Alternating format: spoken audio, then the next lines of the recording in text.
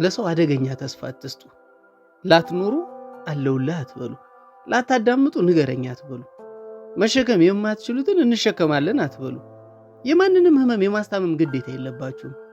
ከማስመሰል ጆሮ ዳባ ማለት ሰውን ያተርፋል። ለሰው ያልፋል ብቻ ሳይሆን ላያልፍ ይችላል፣ ባያልፍም ግን መኖር ትችላለህ በሉ። ለደከማቸው እውነቱን ንገሯቸው። አንዳንዴ የሰሚ ጆሮ ይዝላል፣ አንዳንዴ ማንም ላይ ሰማ ይችላል።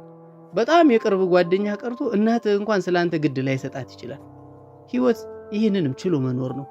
በቃ እንደዚህም ከባድ ነው። ሁሉም ነገር ደግሞ በንግግር አይፈታም። አንዳንዱ ችግር አንተ ጋር ብቻ የሚቀር ነው።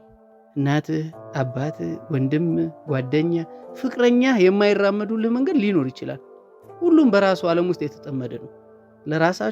ለራሳችሁ ብቻ አዳኝ ሆናችሁ የምትቀሩበት ጊዜ አለ። ሳቃችሁን ከሰው ጋር አድርጉ፣ ለቅሷችሁ ግን ከጸሎት ቦታችሁ